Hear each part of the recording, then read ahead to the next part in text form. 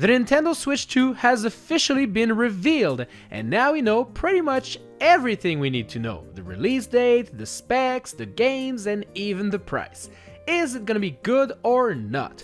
Personally, I was really excited during the Nintendo Direct presentation, but I did see some minor things that are bugging me more and more as I read about them.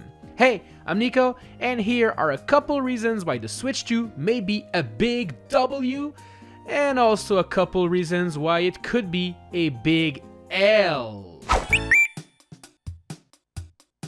Well, first off, we have to talk about the console itself.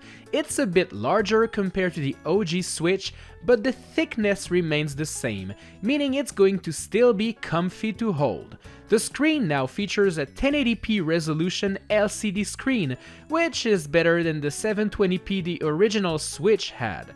It will also support HDR, meaning that the colors will be more vibrant and the overall experience is just going to be better. The Switch 2 is powerful and now allows 4K resolution and 120 FPS, which is like the biggest step up ever. I never imagined Nintendo would brag about resolution and frame rate during a presentation, but here we are. You can see they're proud of what they achieved. The new dock even has a built-in fan to cool off the console. Now we're playing with power. Nintendo power. Switch 2 will feature 256GB of memory on board, which is 8 times more than the OG Switch, and will allow for even more storage using SD card Express. I don't think we're gonna run out of storage on that thing anytime soon. There were a couple games revealed during the presentation, and to be honest, they are bangers. I'm obviously thinking about Mario Kart World, a brand new game in the series, one that looks fantastic and will allow you to drive virtually everywhere, whatever that means. We can now grind on rails, do wall jumps, and it features 24 players racing at the same time. New items were shown, and costumes are now part of the experience. A new Donkey Kong game was also revealed at the end of the presentation, Donkey Kong Bonanza, and this one seems to play a lot with the concept of environment destruction. My boy DK can pretty much destroy the entire world. I can't wait to test out the limits of this game. Obviously, a couple more games were also announced, such as Kirby Air Riders, The Dusk Bloods, Drag X Drive, and a new Hyrule Warriors. So you know we'll have plenty to play this year. As the Nintendo Switch 2 is compatible with pretty much every single Nintendo Switch 1 title, it will become the console of choice to play these classics. Some OG Switch games will receive Nintendo Switch 2 Edition re-releases. For example, both Zelda Breath of the Wild and Tears of the Kingdom will have an upgrade that allows you to experience those games at a better frame rate and resolution. This update will also significantly reduce load times and introduce a new companion app for your phone that you can use as a GPS for easy navigation. It will allow you to trade items and more to your friends using a QR code. Kirby and the Forgore will also get a new edition that features a bonus DLC called Star-Crossed World, and the whole package just looks better. Mario Party Jamboree will feature an upgrade that allows you to use the Nintendo Switch camera to play minigames with your body, which is a concept that really reminds me of the iToy camera on PlayStation. Metroid Prime 4 will support mouse control and will have a performance mode that makes it look insanely good. All in all, we'll have a lot to play and even replay on that console. Even better, some classic Nintendo Switch titles will receive free updates that will make them run better on Switch 2. As I mentioned earlier, Nintendo Switch 2 is compatible with pretty much every single Nintendo Switch 1 title, and the ones that are not compatible yet are being investigated as we speak. Nintendo's goal is probably to eventually have every single title running. To do so, it allows you to use all of the classic accessories from the OG Switch. You know, the old Joy-Con, the old Pro Controller, they will all work via Bluetooth support. So yeah, your OG accessories, they're not dead weight. Do not throw them away. Nintendo Switch Online will work with the Switch 2, meaning that all of the classic titles will be playable on day one. Plus, Nintendo Switch 2 will also get a new app to play classic GameCube titles. The launch selection is pretty tame with only 3 games, but they do plan to add way more in the future. Game chat will also be part of the Nintendo Switch Online experience. This new feature allows you and your friends to talk while playing video games, to share your game screen, and even to video chat if you own the Nintendo Switch 2 camera. I've been doing this using Discord for a while now, but seeing it run natively in the Switch 2 ecosystem is actually really cool.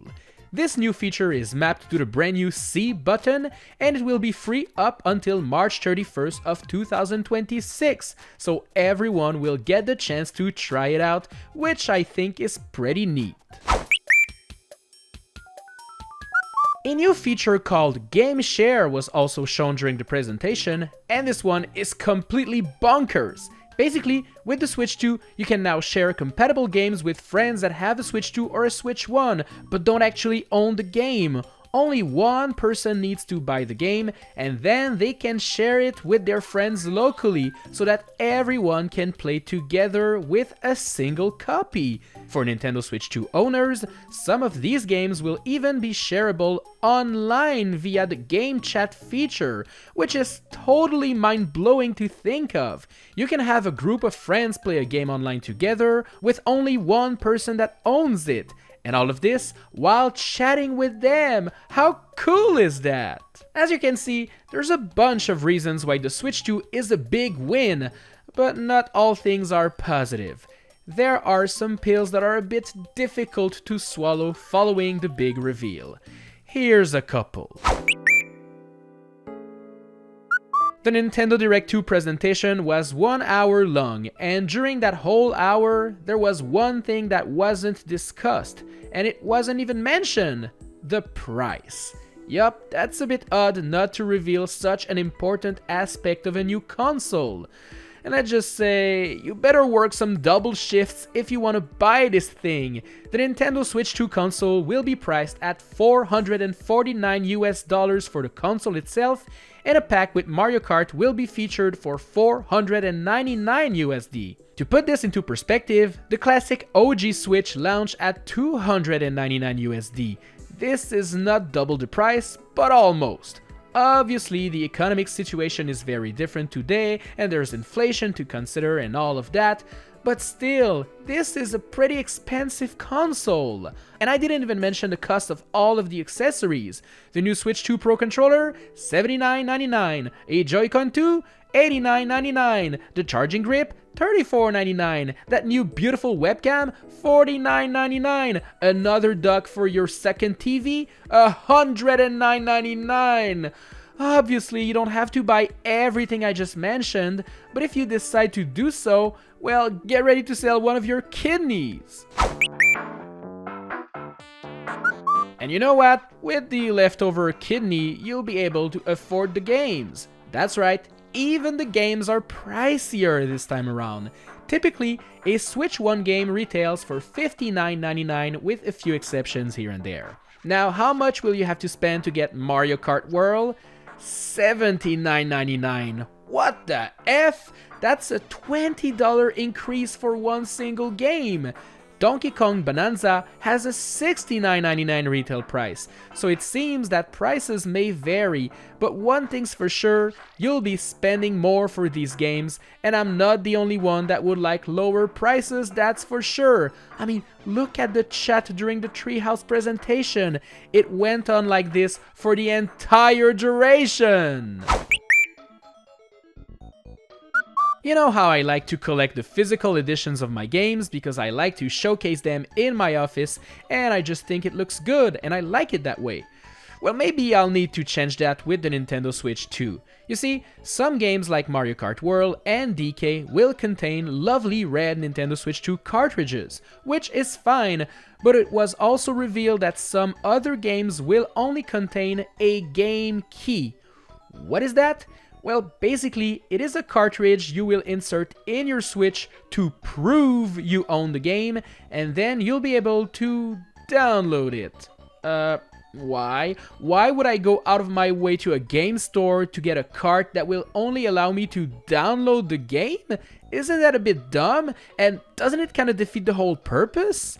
I know not all games will act like this, but from what was shown since the release, well, Bravely Default HD Remaster and Street Fighter will be the first games to have those game keys.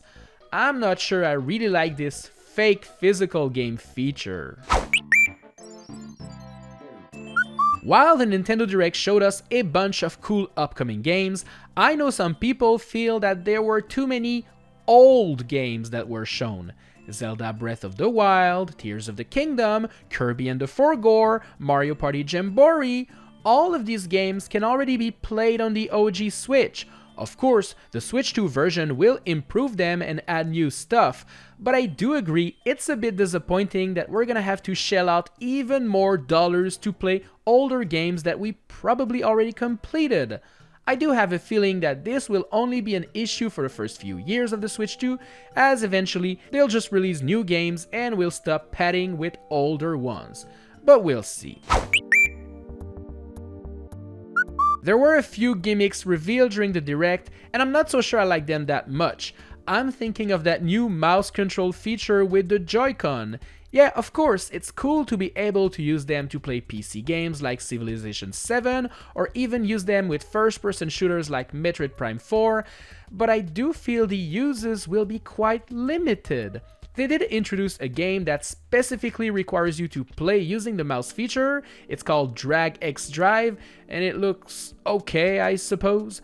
I hope this was just a teaser, because I do love the concept, the representation, the visibility, and all that it means for people with disabilities, but as a gaming experience, it doesn't impress me that much. The characters are bland, the environments seem to be empty, and the game is just The second gimmick they showed was the new webcam thing, and how it will be used in the new Mario Party Jamboree update.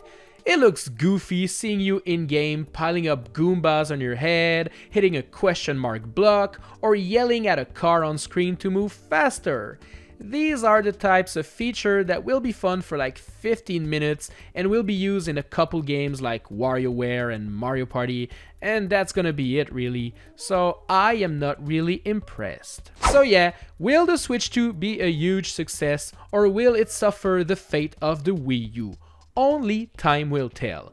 But what about you? What do you think? Let me know in the comment section, and I'll see you in the next video. Bye!